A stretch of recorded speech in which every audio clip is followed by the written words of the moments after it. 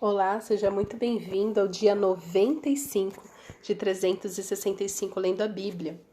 E começamos hoje o livro de 2 Samuel. Para hoje são os capítulos 1, 2 e 3. Então, o livro de 1 Samuel termina com a morte de Saul, ele se suicidando, para ele não virar escravo, para não fazerem chacota com ele, né, os filisteus. E começa no capítulo 1 falando do quê? Da morte de Saul, né? Porque até onde a gente soube, ele morreu e o escudeiro dele morreu junto. Só que aqui começa a dizer, tipo, tava difícil do cara morrer, né? Então ele já tava nessa situação, ele né, tentou realmente se suicidar, que ele tava muito ferido, ele se jogou sobre a sua espada, o escudeiro ali, desnorteado, se matou. E aqui conta no capítulo 1 que uma malequita passou e ele viu e falou assim pra ele: olha, eu tô sofrendo muito e pelo jeito vai demorar pra eu morrer. Termina de me matar pra eu parar de sofrer, né? Então ele pede pra morrer, ele tenta se matar e, né, não consegue completamente. Então a malequita que viu passou por ele, teve misericórdia e matou. E o que é interessante é que assim, Saul, ele governou, ele começou a governar, então ele foi o primeiro rei, ele começou a governar por 30 anos. Por 30 não. Saul tinha 30 anos quando ele assumiu o primeiro trono de Israel, o reinado de Israel. E ele reinou por 42 anos. Tem noção que Saul reinou 42 anos? Então, nesta batalha aqui, ele tinha 70 anos quando ainda saía pra guerra. 72, né? Quando ele saía pra guerra. Gente, é muito vigor, né? Olha aí ao seu redor. Você conhece algum senhor de 72 anos que está pronto para ir pra guerra? Pois é, isso só mostra que nós temos que estar prontos sempre pra guerra. Mas enfim, aí, depois de tudo isso, lembrando que Davi tinha sido ungido por Samuel lá atrás, lembra? Davi foi ungido há muito tempo rei por Samuel, mas ele nunca reivindicou o trono, porque ele esperou a sua vez. Então, isso serve para mim e para você, porque quando Samuel ungiu Davi, ele era muito novo, lembra? Foi um pouco antes dele derrotar Golias. Olha quanta coisa aconteceu entre Golias e Saul morrer. Então, às vezes, Deus te dá um direcionamento, fala, olha, né? É para você se preparar para aquilo, não é para você sair correndo e reivindicar. Não, Deus já me deu, Deus falou comigo. Porque na hora que for para você assumir o trono, Deus vai preparar este momento. Em nenhum momento Davi quis exterminar Saul para reivindicar o trono. Pelo contrário, esse amalequita chegou todo feliz para contar para Davi o que tinha acontecido. Né?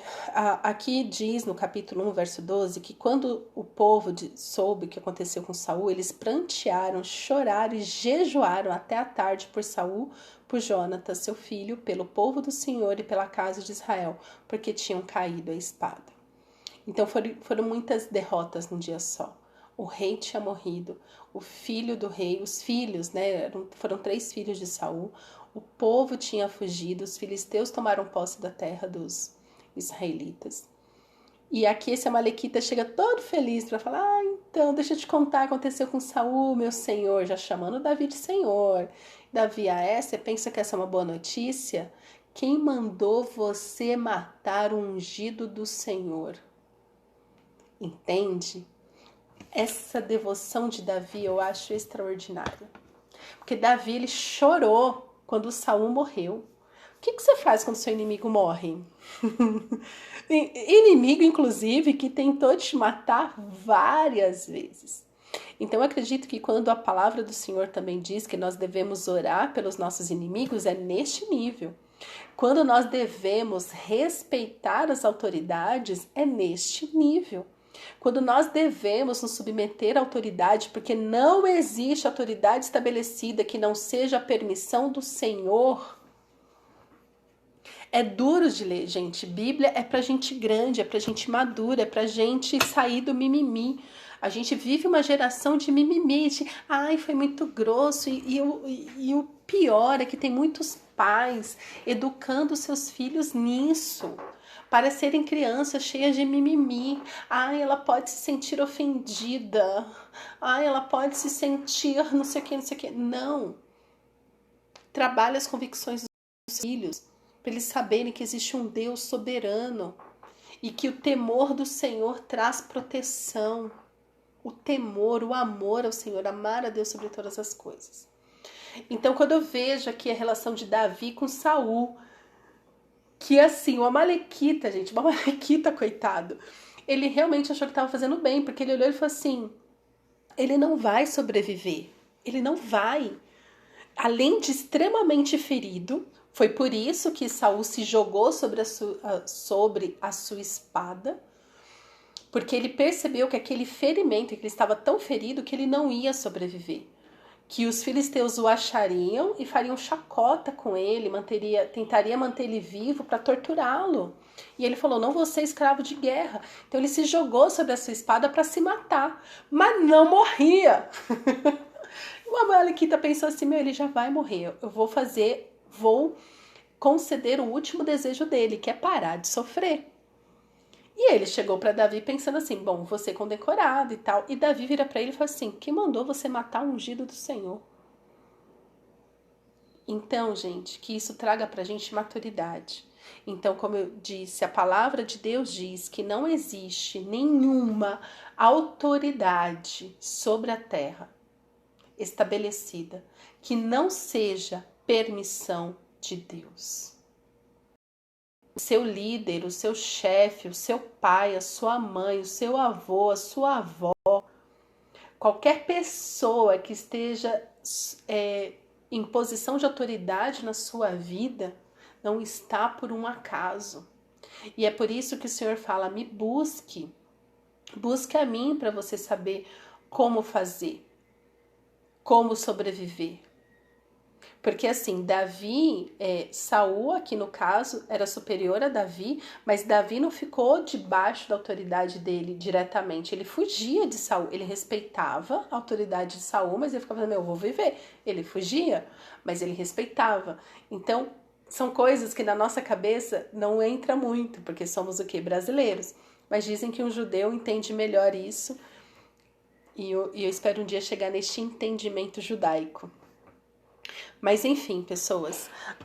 E aqui então, Davi lamenta a morte de Saul, de Jonatas, lamenta, né, tudo isso. Mas no capítulo 2, nós já lemos que Davi é ungido rei de Judá. Então no capítulo 2, nós lemos, depois disto, Davi consultou o Senhor, dizendo, devo ir a alguma das cidades de Judá? E o Senhor respondeu, vá sim. Davi perguntou, para onde devo ir? E o Senhor respondeu, para Hebrom. Gente, Davi não fazia nada sem consultar o Senhor. Davi não fazia nada. O dia que ele fez foi quando ele adulterou com Batseba. Sei lá o que aconteceu com Davi aquele dia. Muitos teólogos tentam explicar. A gente vai chegar nessa parte da leitura. Mas até aqui é importante e é algo que me inspira muito na vida de Davi é a obediência de Davi. Sabe? Tipo, agora eu tenho que pastorear, eu vou pastorear. Eu tenho que matar um leão, vou matar o leão. Eu tenho que matar um urso, vou matar um urso. Eu tenho que matar um Golias, o gigante, eu vou matar o Golias, o gigante. Eu tenho que fugir de Saul, eu vou fugir de Saul. Eu tenho que poupar a vida de Saul, eu vou poupar a vida de Saul. Deus, para onde o Senhor quer que eu vá agora? Para onde eu devo ir? E Deus respondeu, para Hebrom. Davi não se movia sem antes consultar o Senhor.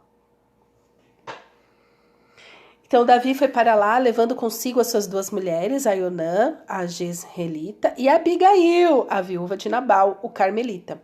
Davi levou também os homens que estavam com ele, cada um com a sua família, e eles ficaram morando nas aldeias de Hebrom. Então vieram os homens de Judá, e ali ungiram Davi rei sobre a casa de Judá. Então, de novo, não foi Davi que reivindicou o trono. O povo reconheceu Davi como rei. E o povo ungiu Davi, confirmando o que Samuel já tinha feito lá na sua mocidade. Então, quando você tem um chamado, quando Deus tem um propósito para você, este chamado, este propósito, ele vai se confirmando ao longo da sua vida. Davi, fugindo de Saul, aonde ele chegava, as pessoas o procuravam para serem lideradas. As pessoas já amavam Davi.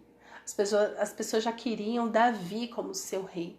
Então, quando Saul faleceu, o povo que já queria a liderança, o reinado de Davi, ungiram ele rei. O propósito na nossa vida, ela se cumpre. Se cumpre. A diferença é se nós estamos atentos ao que Deus está falando. Então hoje, muitos cursos, né? Muitas pessoas falando assim, eu não sei qual que é o meu chamado, qual que é o meu propósito. Gaste tempo lendo a Bíblia, conversando com o Senhor, percebendo as suas habilidades. Deus vai guiar os seus passos, porque Deus é fiel.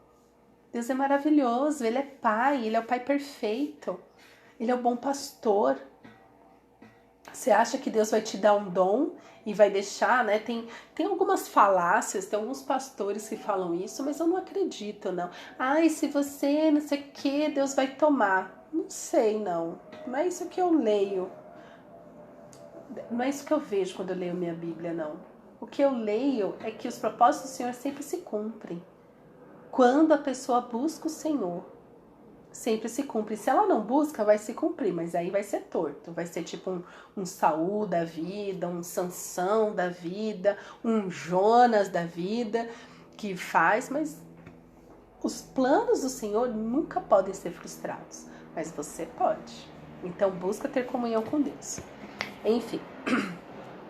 E informaram a Davi que os homens de Jabes de Gileade tinham sepultado Saul. Então Davi enviou mensageiros aos homens de Jabes de Gileade para dizer-lhes: benditos do Senhor sejam vocês, por este ato de bondade para com o seu Senhor, para com Saul, pois vocês o sepultaram. O Senhor aqui está em letra minúscula, então ele está se referindo a Saul, né? Tipo, ele está reconhecendo, olha, porque vocês honraram sua autoridade até o fim, o seu Senhor, Deus vai ser bom com vocês. E agora que o Senhor use de misericórdia e fidelidade para com vocês, e eu também os tratarei bem por causa do que vocês fizeram.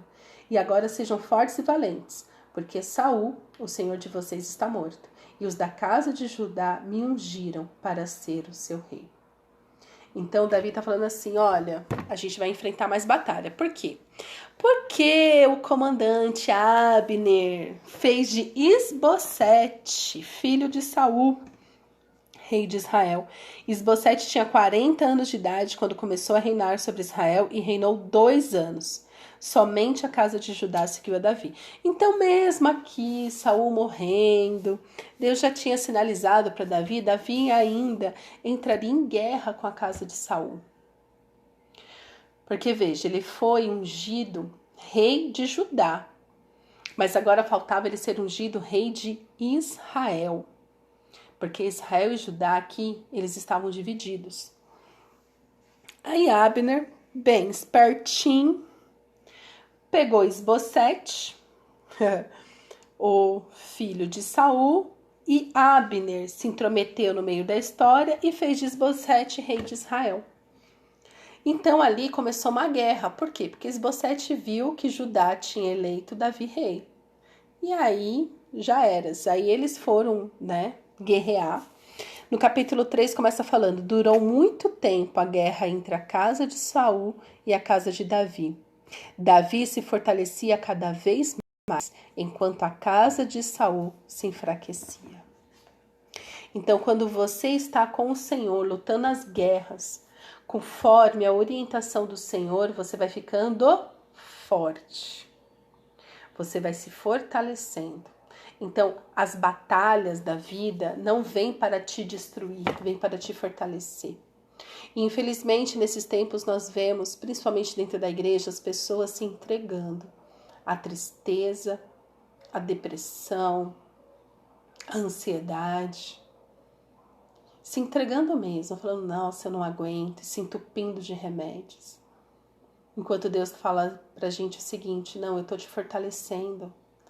Não é pra você se perder, isso não é pra morte, é pra vida. É pra você ficar forte, parecida com Jesus. Parecido com Jesus. Que Jesus era forte. Ele é forte.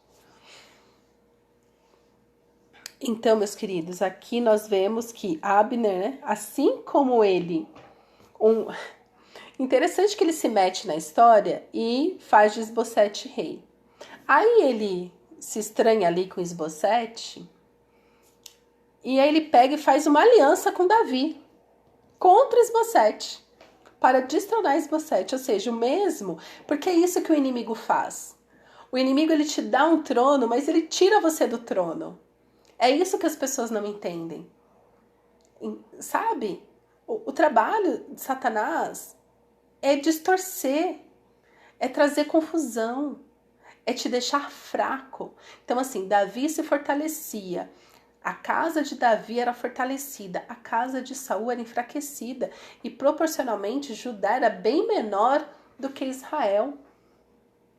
E do mesmo jeito que Abner coroou Isbosete, ele não teve menor problema de acabar com o reinado de Isbosete. Por isso que a nossa confiança tem que estar em Deus e não nos homens. Isbosete, ele tinha medo de Abner.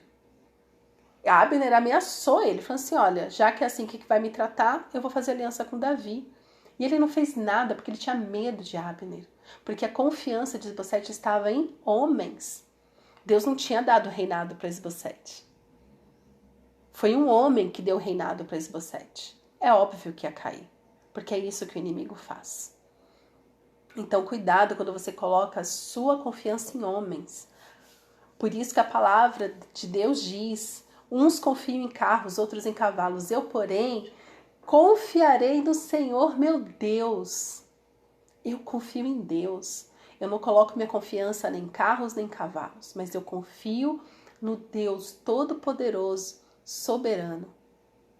Porque só Ele é capaz de cuidar de mim, de me proteger, de me fortalecer nas guerras da vida. Amém? Pai, obrigada pela Tua palavra. Ó Senhor, nos ajuda a enxergar o quanto o Senhor tem nos fortalecido. Nos ajuda, Senhor, a ver a Tua mão em todas as áreas da nossa vida. Nos ajuda, Senhor, a ter realmente sede da Tua palavra, da Tua presença, para que possamos nos mover, Senhor, pelo Teu amor, pela Tua graça, pela Tua misericórdia. Ó Senhor, obrigada. Obrigada porque o Senhor tem permitido a gente passar por guerras, mas temos saído fortalecido de cada uma delas. Continua, Senhor, mostrando para os Teus filhos que as guerras que o Senhor permite é para a vida, não é para a morte. Leva, Senhor, os Teus filhos a ter uma vida completa em Ti. É o que eu te peço, Paizinho, em nome de Jesus. Amém.